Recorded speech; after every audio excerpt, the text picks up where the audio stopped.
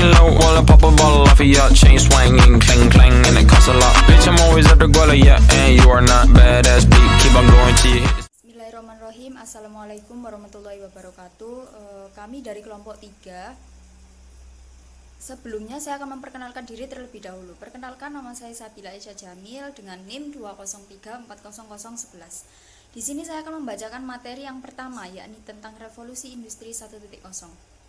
Pada revolusi industri 4.0 ini berbeda dengan revolusi-revolusi sebelumnya.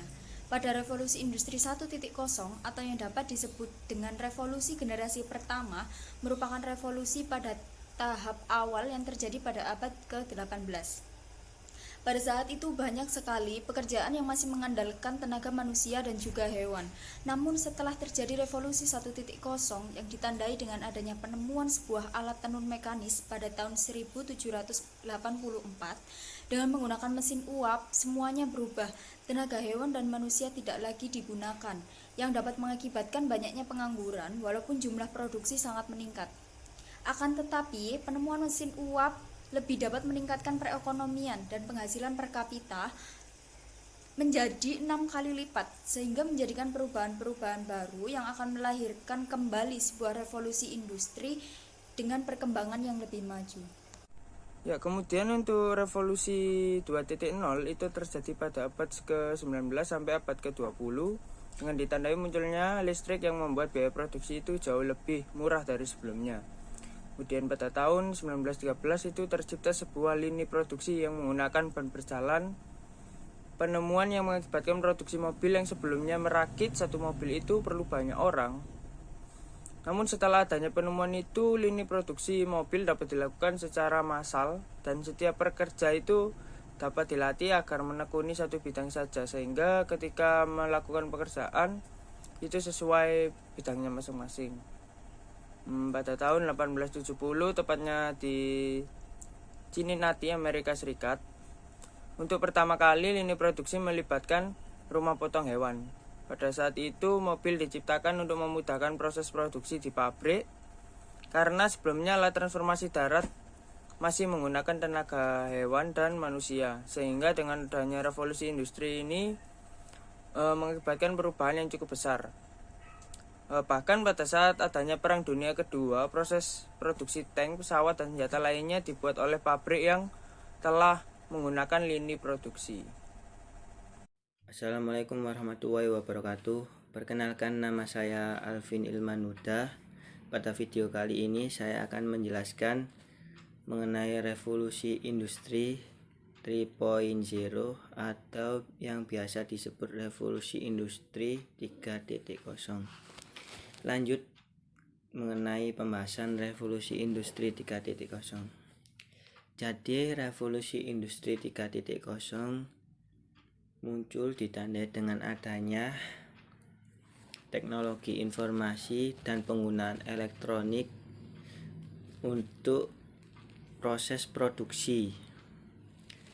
Revolusi industri 3.0 lahir pada tahun 1970. Kemunculan revolusi industri 3.0 mengubah bentuk peradaban dunia.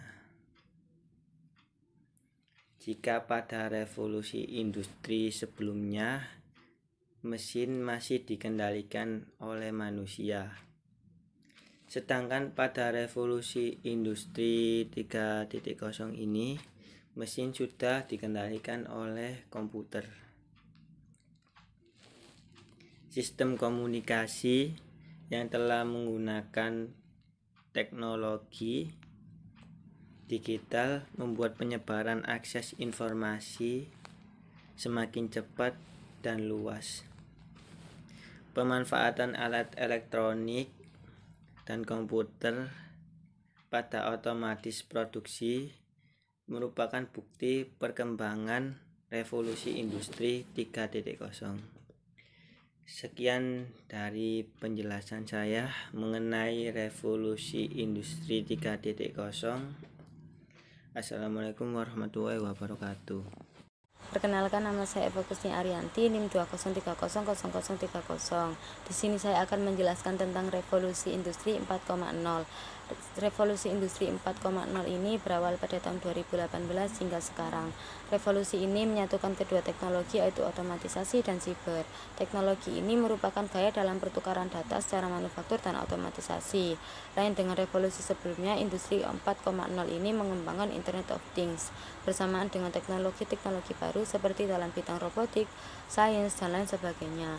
Hadirnya teknologi digital tersebut membawa pengaruh yang cukup banyak bagi kehidupan manusia di dunia.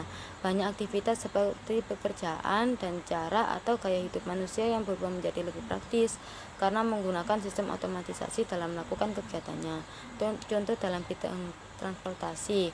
Pada zaman dahulu transportasi digunakan secara manual atau konvensional. Namun setelah terjadi revolusi industri 4.0, terdapat model baru dalam bidang transportasi yang dilakukan secara digital seperti ojek online dan taksi online. Karena kemudahan tersebut, maka transportasi yang manual itu mulai ditinggalkan oleh orang yang sudah mengerti dunia digital.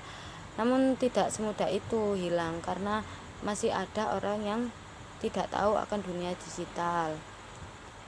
Hadirnya inovasi seperti ojek online atau taksi online ini memberikan manfaat cukup banyak bagi kehidupan manusia.